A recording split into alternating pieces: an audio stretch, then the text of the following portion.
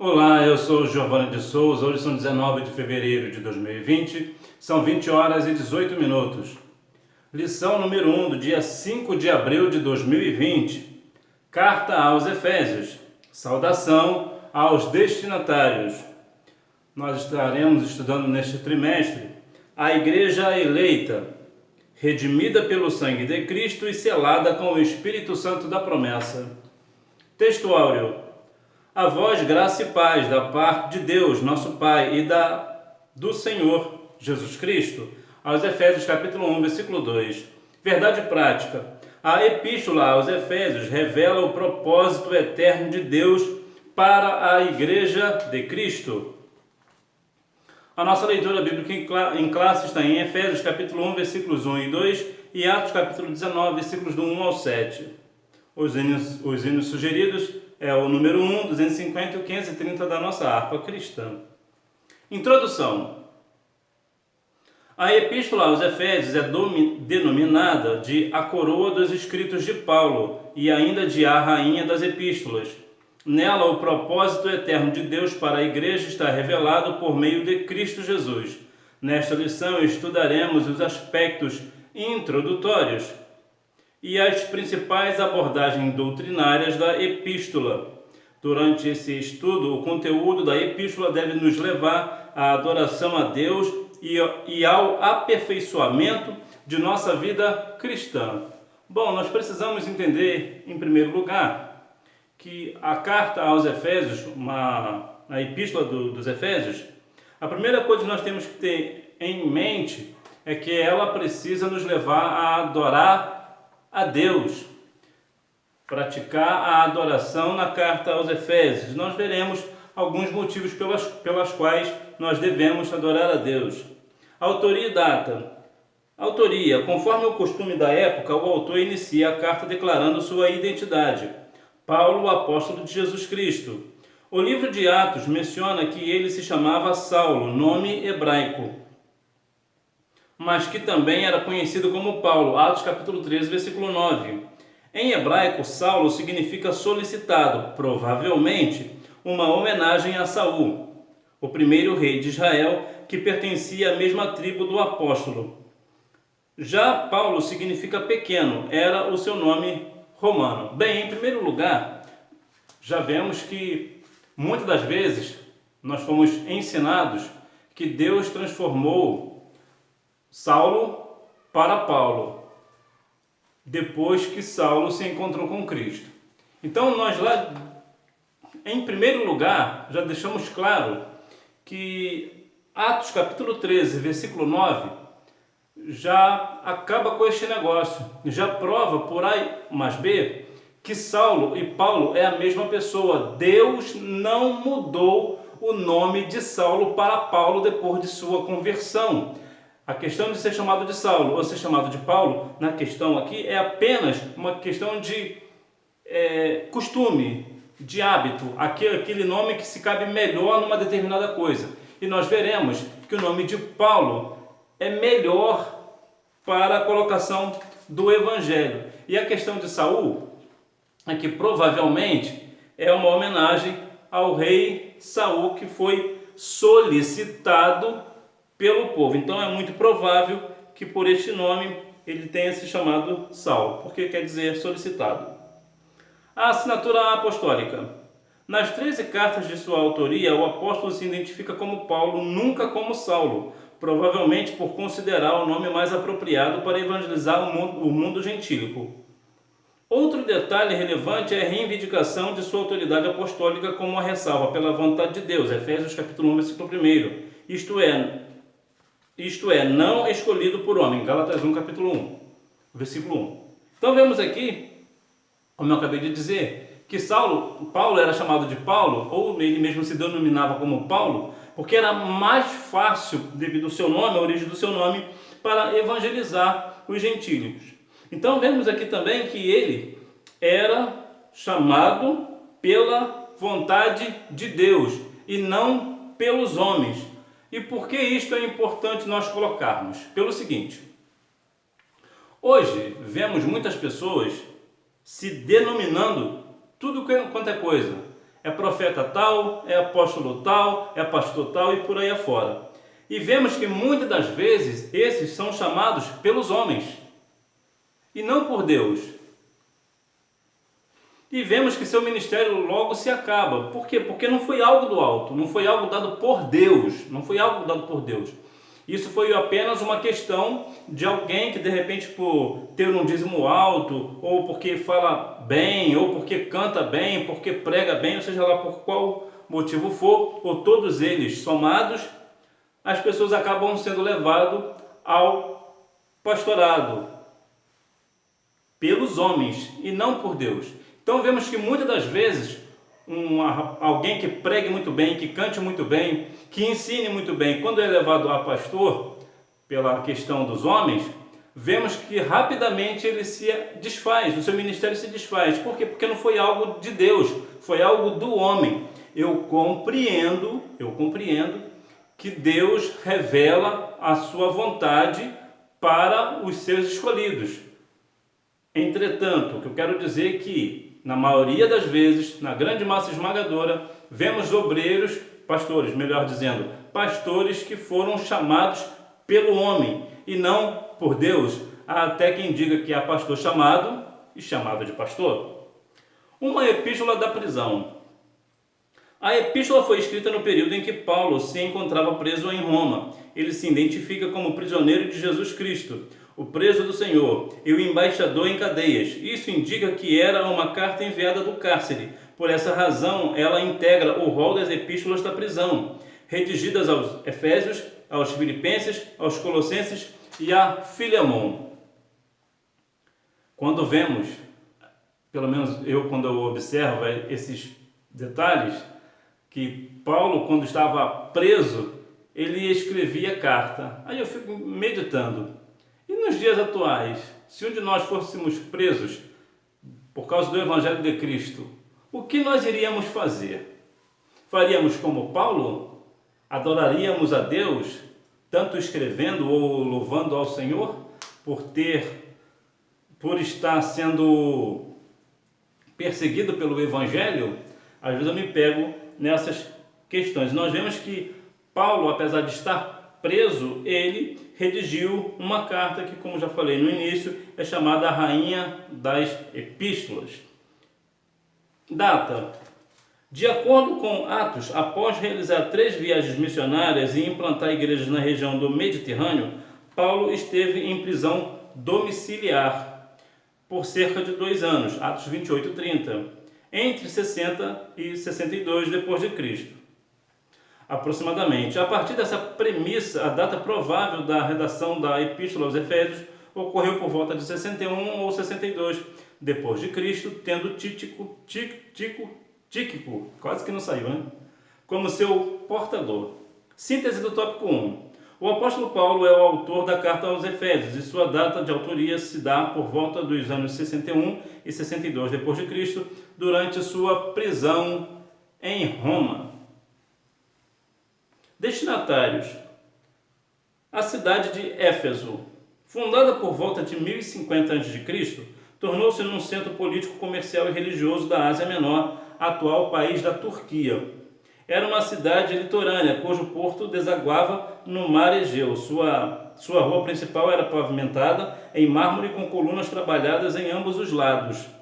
Era considerada uma metrópole com cerca de 500 mil habitantes. Tinha o maior anfiteatro do mundo, com capacidade para 25 mil pessoas. Próximo dali ficava o estádio com a pista de corridas e a arena onde ocorriam as lutas, entre animais selvagens como também entre homens e animais. A cidade de Éfeso. Éfeso quer dizer aquilo que é desejado, aquilo que é desejável, aquilo que se almeja.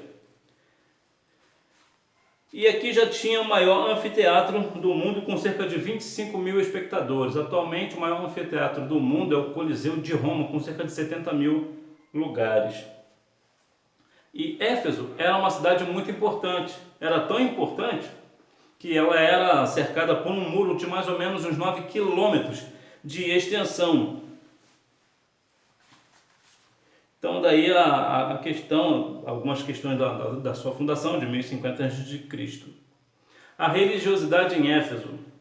A cidade abrigava o templo de Ártemis, Diana, a deusa da fertilidade, construído em mármore. A economia da cidade dependia dos milhares de turistas que a visitavam. Sua maior fonte de renda era o comércio de nichos de prata vendidos no templo, razão pela qual seus moradores ficavam alarmados com a pregação de Paulo contra a idolatria.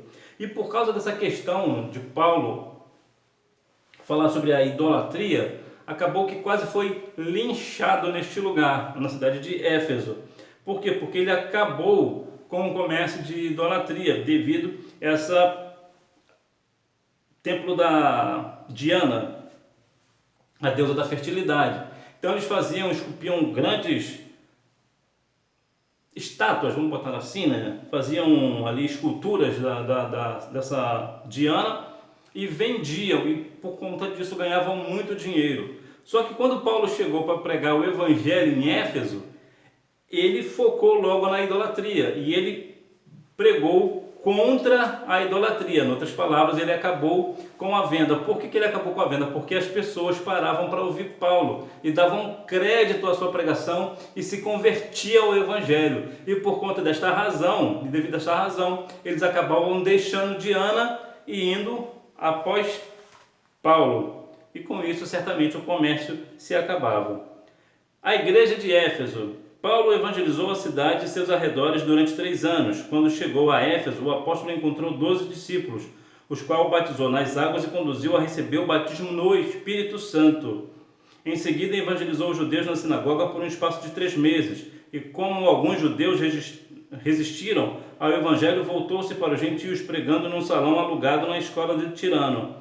Em Éfeso, Deus usou Paulo poderosamente e a igreja crescia, pois até os lenços e aventais do apóstolo foram usados para curar os enfermos e expulsar demônios.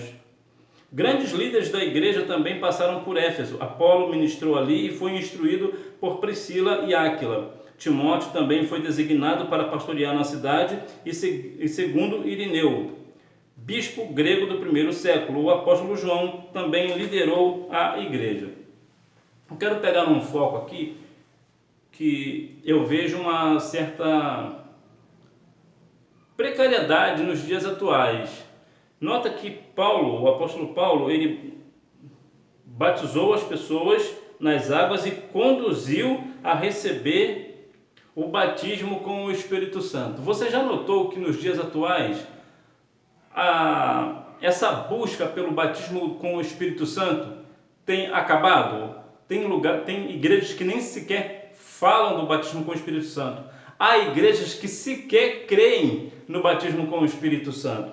Então nós vemos que Paulo, logo no início, ele já batizava as pessoas nas águas e já conduzia, já ensinava a questão do batismo com o Espírito Santo. E nos dias atuais anda bem defasado. As pessoas, os cristãos, já não procuram mais o batismo com o Espírito Santo, que é o revestimento de poder. E Éfeso, também numa outra questão, é uma das cidades da Ásia e é uma das cartas que João escreveu a Éfeso. Me parece que foi a primeira carta das igrejas da Ásia.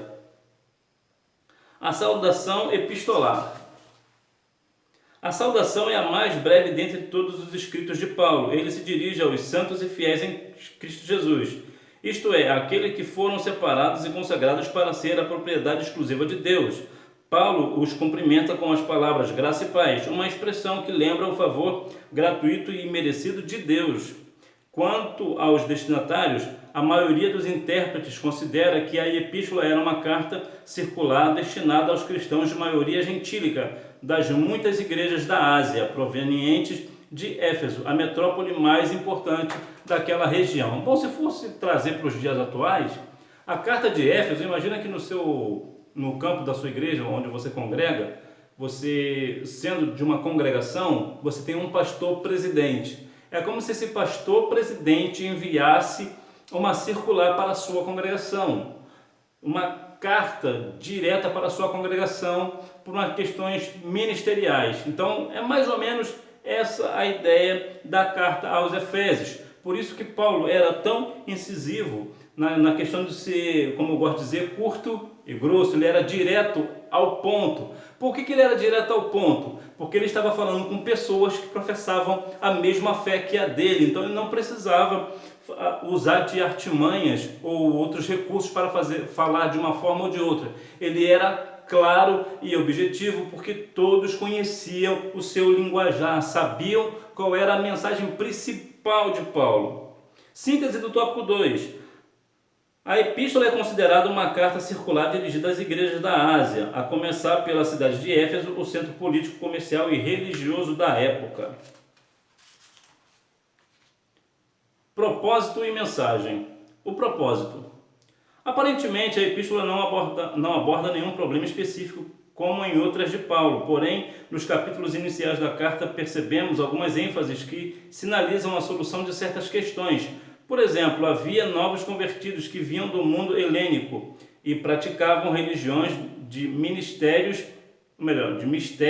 e magia, mas que agora se reuniam com os santos de Éfeso. Não por acaso o apóstolo Paulo mostra àqueles crentes que Cristo está no controle do universo inteiro. Também é possível perceber outro tipo de ênfase do apóstolo. O passado daqueles cristãos era marcado pela imoralidade e bebedeiras, mas uma vez salvos pela graça, eles deveriam adotar um novo estilo de vida em Cristo. Destaca-se ainda uma preocupação com a unidade e a paz entre judeus e gentios cristãos, enfatizadas pelo plano universal da redenção para ambos. Sob essas premissas, então, podemos considerar que uma das intenções do autor aos Efésios era de atender às múltiplas necessidades da igreja numa perspectiva pastoral. Por isso, a carta é apontada por estudiosos como tratado teológico sobre a igreja, o corpo de Cristo. Então, vemos que nessa questão do apóstolo Paulo, da carta, vemos que não havia nenhum grande problema naquela congregação, vamos assim dizer. Então, mas ele via algumas questões, pessoas que envolvidas com magia e outros também com bebedeira. Então ele mostrou que a pessoa precisava nascer de novo, ser obediente à palavra do Senhor, estar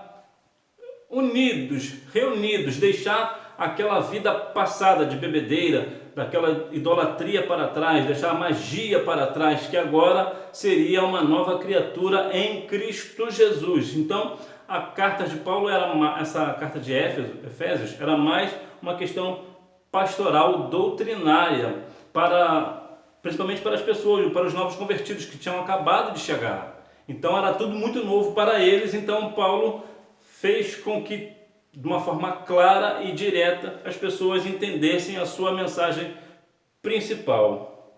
A mensagem de Efésios gira em torno de duas temáticas: Jesus Cristo, a cabeça, a igreja, o corpo. Assim, podemos classificar os desdobramentos desses assuntos nos seguintes eixos temáticos. 1. A consumação do plano eterno de Deus na pessoa de Jesus Cristo.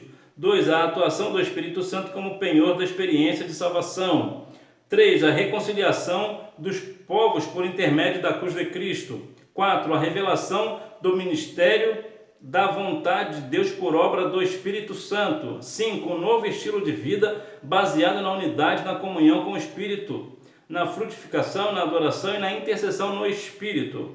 Os novos relacionamentos conjugais e a luta contra o diabo. Portanto, a epístola contém uma combinação de doutrina, fé e prática da vida cristã, ou seja, de tudo quanto Deus fez e do que se espera que a igreja faça. Em outras palavras, Paulo estava mostrando para a igreja o que Deus fez por eles e o que eles precisam fazer aos homens, fazer às outras pessoas, fazer ao próximo, que é a evangelização, que é o ponto crucial do evangelho, que tem por base o amor, e o amor também na questão da evangelização, ou seja, precisamos evangelizar e evangelizar com amor, porque da mesma forma que o evangelho chegou a Éfeso, as pessoas também precisavam conhecer da mesma maneira. E esta é a questão, este é o papel que a igreja precisa fazer, que é evangelização. Síntese do tópico 3.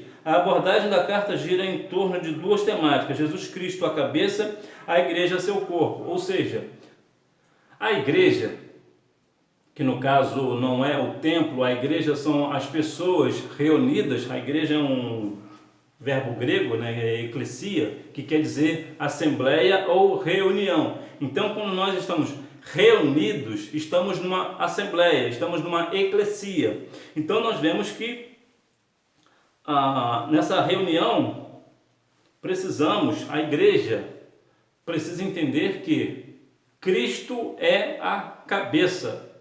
Cristo é a cabeça da igreja. Em outras palavras, é Cristo quem manda na igreja. A igreja é do Senhor. Mateus 16:18 nos falará que a igreja, as portas do inferno não prevalecerão contra a igreja do Senhor. Ainda que o adversário e o inferno venha contra a igreja resistirá. E quem é a igreja? Somos todos nós, reunidos na pessoa de Jesus.